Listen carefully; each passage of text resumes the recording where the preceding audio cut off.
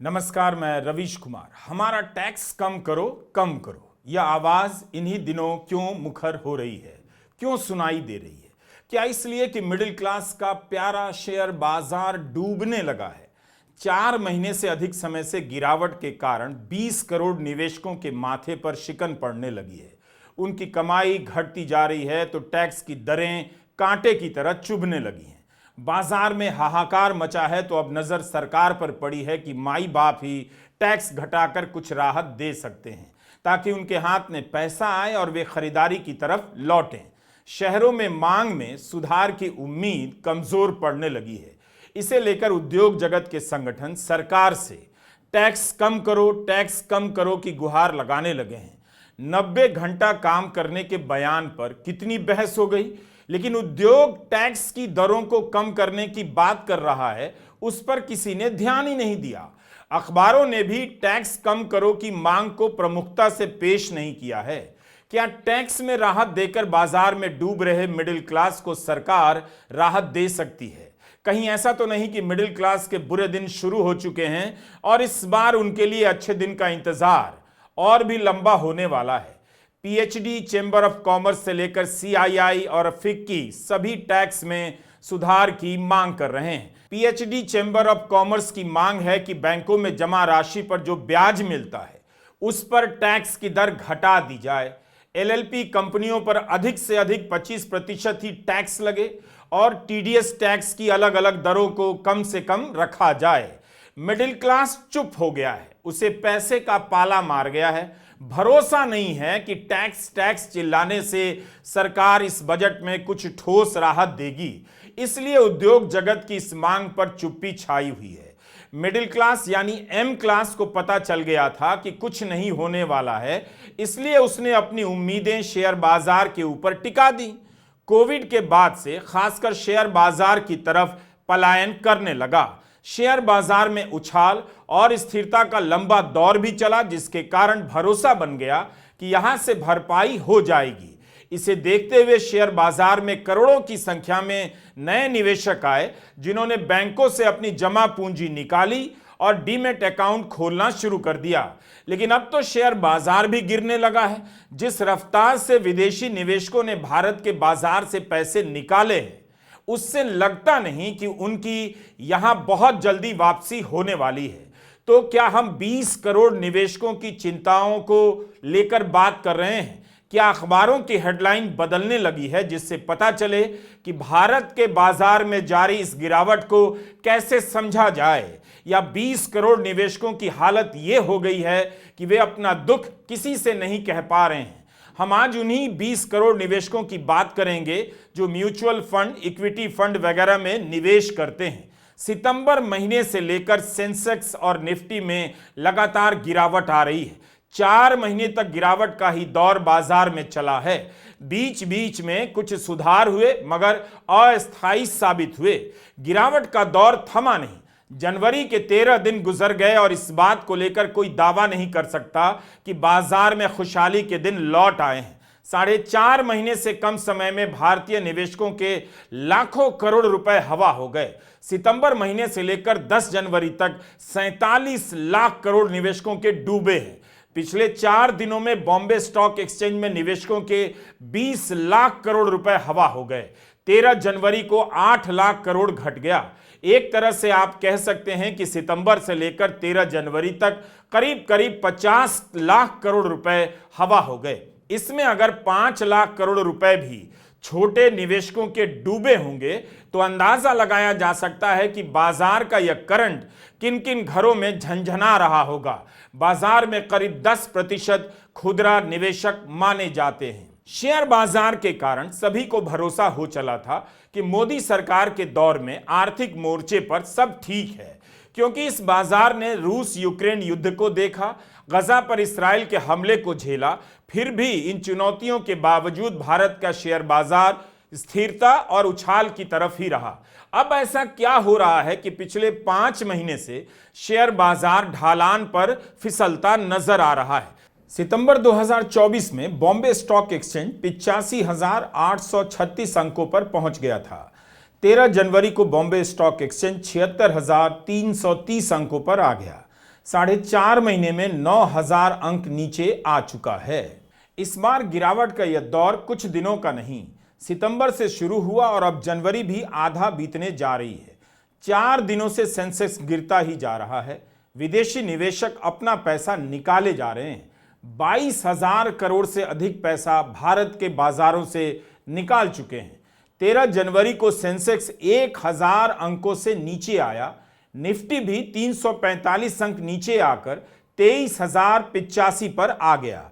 Business अखबारों के अनुसार 13 जनवरी को ही मार्केट से 12 से 13 लाख करोड़ निवेशकों के स्वाहा हो गए। बाजार में रक्तपात हो रहा है और गोदी मीडिया में गुणगान चल रहा है। दिसंबर महीने में बिजनेस स्टैंडर्ड ने एक अध्ययन प्रकाशित किया था और एक चार्ट के जरिए दिखाया कि किस प्रधानमंत्री के कार्यकाल में भारत के शेयर बाजार में रिटर्न सबसे अच्छा रहा। जितना लगाया उससे ज्यादा मिला। इस आधार पर यह चार्ट बना है। मनमोहन सिंह यहां भी मोदी पर भारी पड़ते नजर आ रहे हैं। मनमोहन सिंह के पहले कार्यकाल में शेयर बाजार ने 179% रिटर्न दिया। इतना मुनाफा, इससे अधिक मुनाफा केवल नरसिम्हा राव के समय मिला जब शेयर बाजार ने 180% का रिटर्न दिया। प्रधानमंत्री मोदी के पहले कार्यकाल में शेयर बाजार ने केवल 61.2% का रिटर्न दिया और दूसरे कार्यकाल में 81% का। इस साल जून से लेकर दिसंबर तक का रिटर्न 9.2% रहा है। इस वित्त वर्ष में क्या शेयर बाजार का रिटर्न अब बेहतर हो पाएगा? लेकिन जब शेयर बाजार ने 180, 179% का रिटर्न दिया, तब डीमैट खातों की संख्या में उस तरह से उछाल नहीं आया जिस तरह से मोदी सरकार के दौर में आया। यह मोदी के प्रति मिडिल क्लास का विश्वास ही था कि बैंकों से पैसा निकालकर लोगों ने शेयर बाजार में लगाना शुरू कर दिया। इसी के साथ डीमैट खातों की रफ्तार बढ़ने लगी। स्टेट बैंक ऑफ इंडिया ने पिछले 4 वर्षों में डीमैट खातों में हुई प्रगति के बारे में एक रिपोर्ट प्रकाशित किया है। मार्च 2020 में डीमैट खातों की कुल संख्या 4.1 करोड़ थी। अगले 4 साल 7 महीने में डीमैट खातों की संख्या बढ़कर 17 करोड़ हो जाती है। जाहिर है प्रधानमंत्री मोदी के दौर में एम क्लास यानी मिडिल क्लास को मोदी पर ज्यादा भरोसा रहा, तभी उसने बैंकों से पैसा निकालकर शेयर बाजार में लगाना शुरू किया। लेकिन अब जब मोदी के दौर में शेयर बाजार ने मनमोहन सिंह से काफी कम रिटर्न दिया है, यह बात धीरे धीरे सामने आ रही है। भारत का वोटर और निवेशक पैसा और वोट दोनों के मामले में एक जैसा बर्ताव करता है। पिछले 4-5 सालों में सेंसेक्स में अगर हम देखें या निफ्टी में बहुत तेज़ी से जो है वृद्धि आई है और इससे जो है मार्केट कैपिटलाइजेशन जिसको कहते हैं, पूरा शेयर बाजार का जितना पैसा उसमें लगा हुआ है, तो वो बहुत तेज़ी से जो है वो बढ़ते हुए नज़र आया है।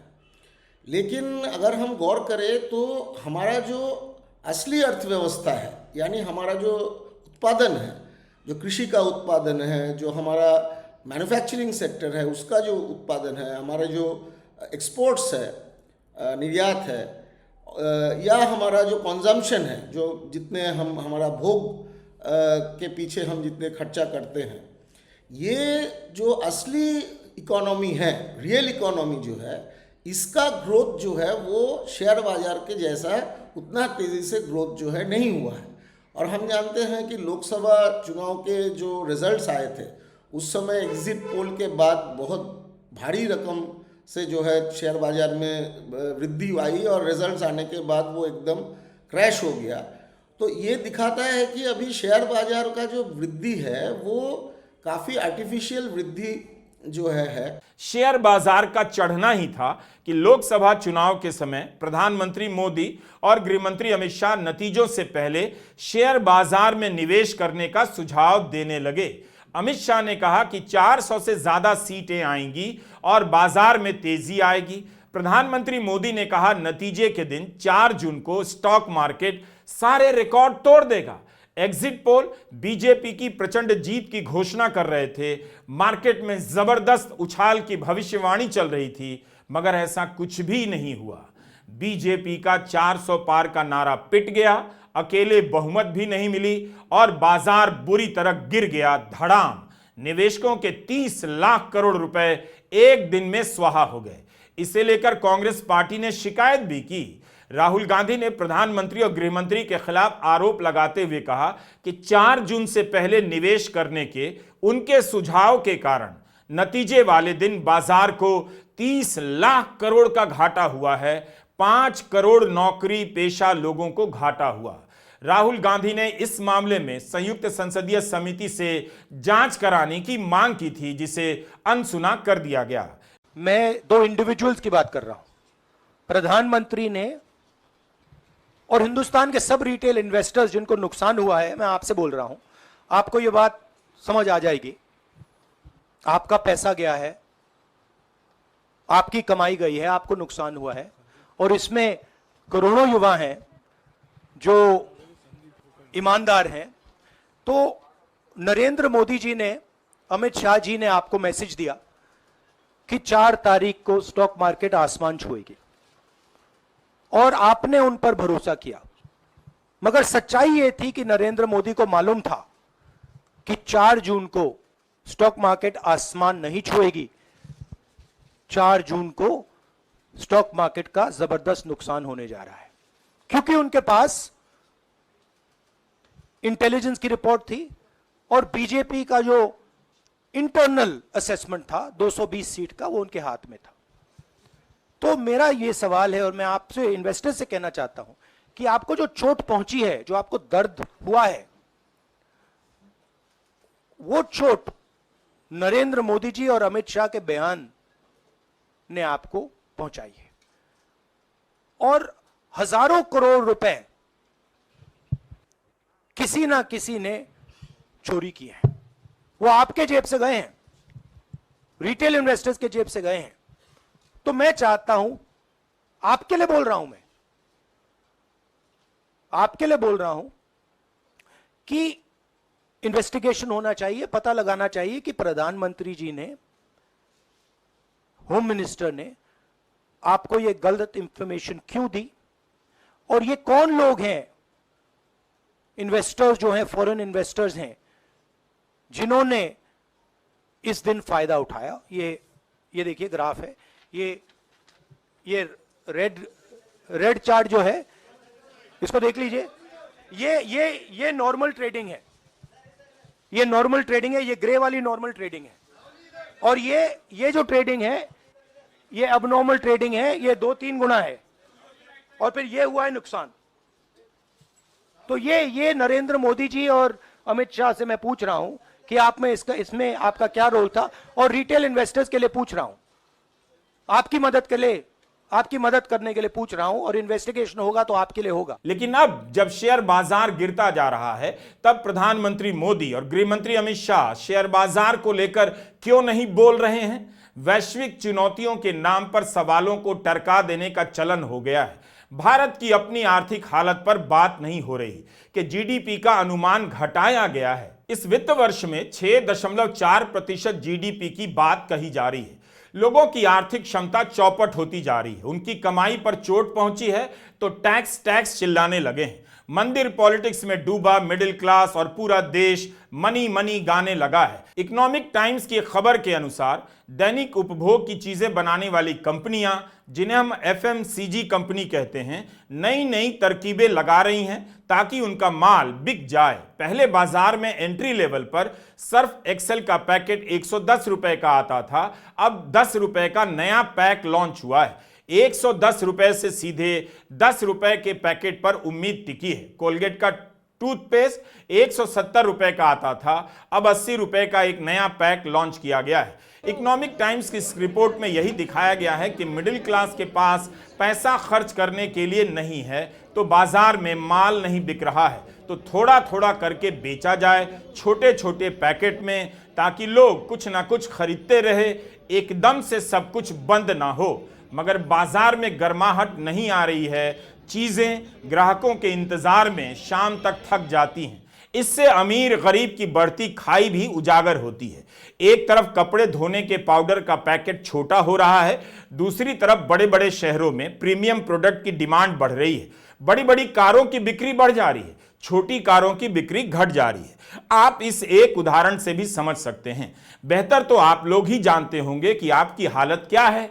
शहरों में मांग बैठ गई है। शहरों की मांग से ही एफएमसीजी सेक्टर आगे बढ़ता है, लेकिन शहरों में उसकी गाड़ी पंचर बताई जा रही है। इधर भारत का रुपया डॉलर के सामने टूटता जा रहा है। कहां तो $1 जब 60 रुपए का होता था, देश में रोज बहस होती थी, बीजेपी छाती पीटने लग जाती थी, लेकिन वही बीजेपी $1 के 86 रुपए हो जाने पर शांत पड़ गई है। आज तो $1 86.55 रुपए पर पहुंच गया, यानी 87 की तरफ बढ़ने लगा है। अगर नरेंद्र मोदी विपक्ष में होते तो हर दिन प्रेस कॉन्फ्रेंस करते और भारत की आर्थिक दुर्दशा का प्रलाप कर रहे होते, मगर अब उन्हें $1 87 रुपए का भी सामान्य नजर आने लगा है।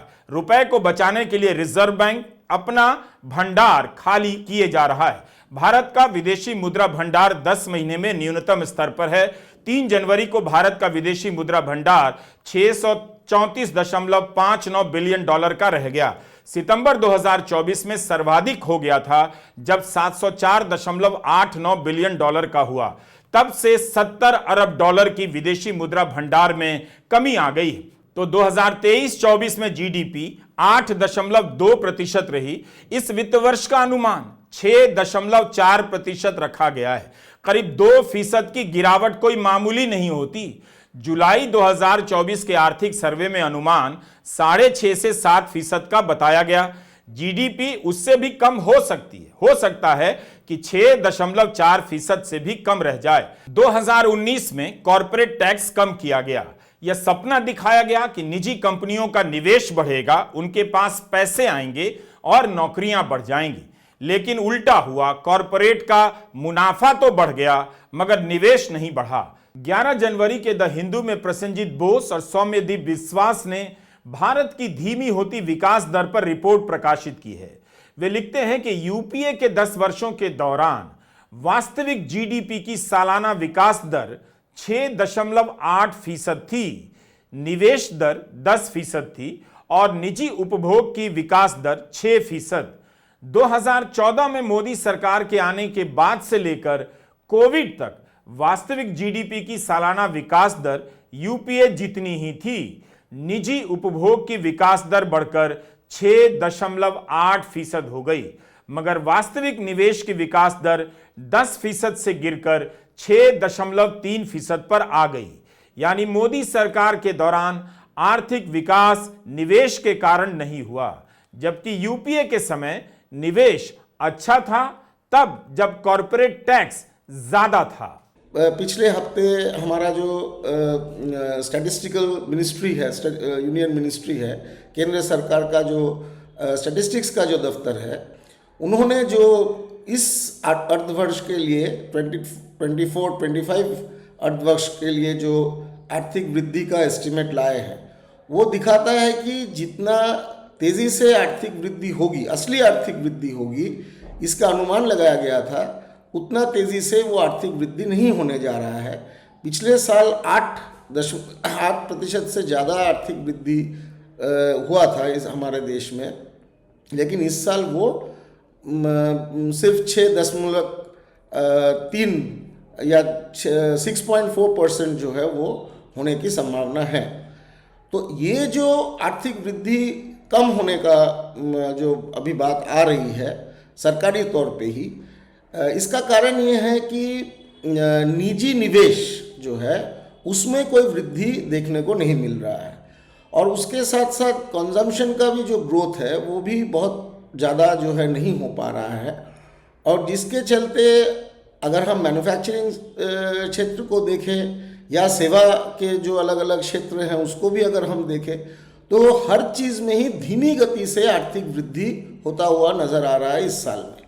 तो ये जो असली अर्थव्यवस्था में जो धीमी गति से जो वृद्धि हो रही है, इसी से भी हमारे देश में जो विदेशी जो पूंजी है, हमारा वित्तीय बाजार में, स्टॉक मार्केट में जो फॉरेन पोर्टफोलियो इन्वेस्टर्स है, वो धीरे धीरे हमारे देश से पैसा जो है अभी वापस खींच ले रहे हैं। और इसके चलते भी एक जो स्टॉक मार्केट के ऊपर जो है वो इम्पैक्ट हो रहा है स्टॉक इंडिसेस का।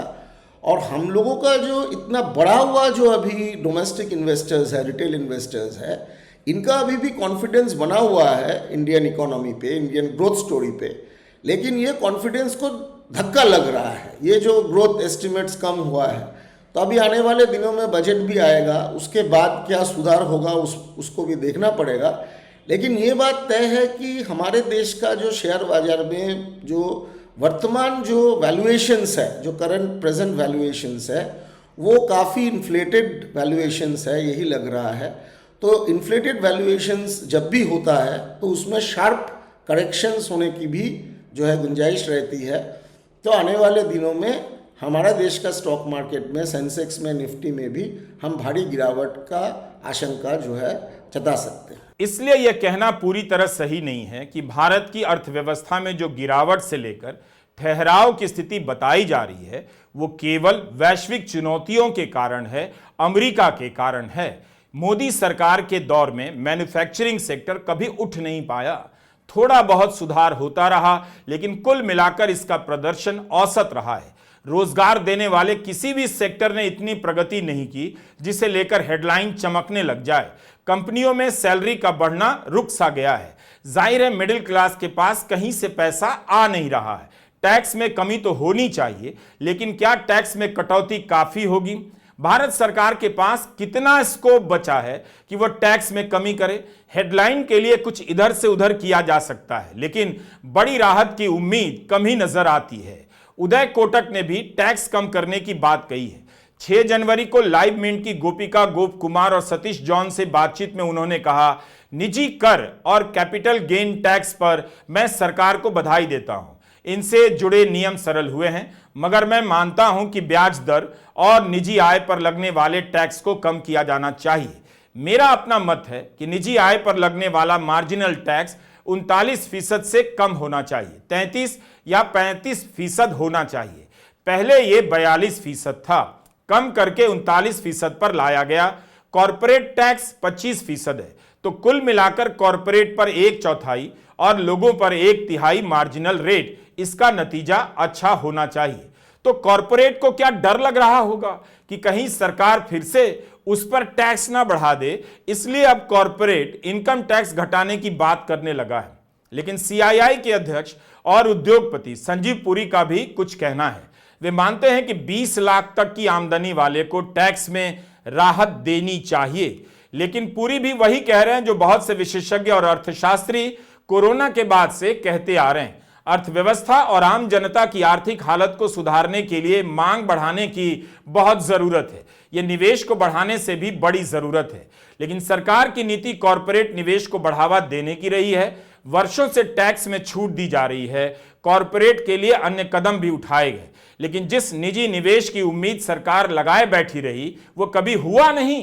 कंपनियों के मुनाफे बढ़ गए, मगर लोगों की सैलरी नहीं बढ़ी, नई नौकरियां पैदा नहीं हुई। अब यह सब सच सामने आ रहा है। आम जनता तक इस निवेश का लाभ नहीं पहुंचा, उनकी खरीदने की क्षमता गिरती जा रही है।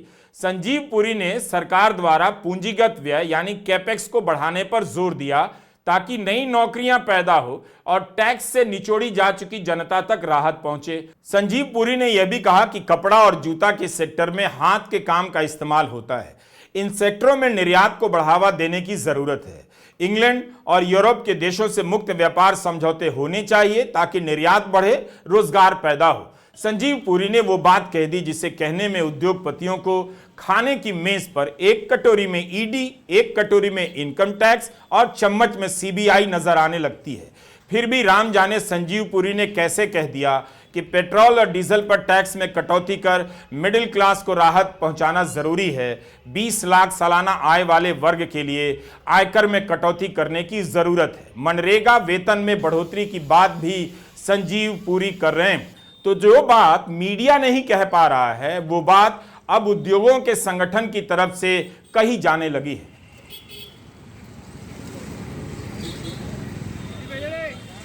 कभी सोचा था आपने कि ऐसा दिन आएगा? मिडिल क्लास यानी एम क्लास खुद नहीं बोल पाता कि पेट्रोल डीजल के टैक्स में कमी कीजिए। कब से 95 रुपया लीटर पेट्रोल भरवा रहे हैं, जेबें खाली हो गई हैं। लेकिन उद्योगों के संगठन ने मांग की है कि टैक्स कम हो, पेट्रोल डीजल के दाम पर भी टैक्स कम हो, तब भी मीडिया में टैक्स को लेकर कोई बहस नहीं। वैसे भी कुंभ के बहाने बजट सर से निकल जाएगा, मीडिया इन बातों को छोड़कर कुंभ को अपना बहाना बना लेगा। जैसे इन दिनों वह कुंभ में व्यस्त है, इसलिए टैक्स या मिडिल क्लास की आर्थिक हालत की बात नहीं कर रहा। 20 करोड़ निवेशकों के पैसे हर दिन मार्केट में डूब रहे हैं, उसकी बात नहीं कर रहा, क्योंकि गोदी मीडिया कुंभ में व्यस्त है। मार्केट से लोग आस लगाए बैठे हैं, शाम होते होते निराशा में डूब जा रहे हैं। काम किए जा रहे हैं, सैलरी नहीं मिल रही, जहां निवेश कर रहे हैं वहां से लाभ नहीं। अच्छा है कि इस बीच कुंभ शुरू हो गया है, मिडिल क्लास का मन थोड़ा उसमें लग जाएगा, थोड़ा नहीं बहुत लगना चाहिए। उसके बाद भारत की राजनीति उन्हें मस्जिदों के नीचे मंदिर खोजने के लिए ले जाएगी, उस काम में उन्हें व्यस्त कर देगी। लेकिन इन सब के बाद भी बीच बीच में मिडिल क्लास का ध्यान जब भी अपनी कमाई और शेयर बाजार पर आएगा तो उसका मन सैड ही होगा, गुड नहीं होगा। वो ज्यादा से ज्यादा लतीफा बना सकता है। रुपया कमजोर हो गया, $1 86 रुपए से ज्यादा का हो गया। प्रधानमंत्री मोदी ने भी पत्रकारों से किनारा तो नहीं किया है, लेकिन पॉडकास्ट के नाम पर उद्योगपति को बुलाने लगे हैं। पहले कलाकार आए इंटरव्यू करने, अब उद्योगपति आ रहे हैं, आइए मेरा इंटरव्यू कीजिए। कमाल है, जो उद्योगपति भारत की आर्थिक स्थिति को लेकर सवाल नहीं पूछ सकता, वो प्रधानमंत्री से उनके बचपन के किस्से पूछ रहा है। मिडिल क्लास को साफ संदेश दिया जा चुका है, ज्यादा सवाल मत पूछिए। बचपन में मैं क्या सोचता था, मेरा गांव कैसा था, जो सुना रहा हूं वही कथा सुनिए। कथावाचकों की डिमांड काफी बढ़ गई है, कवि भी कविता के साथ साथ कथा वाचन कर रहे हैं। नमस्कार, मैं रवीश कुमार।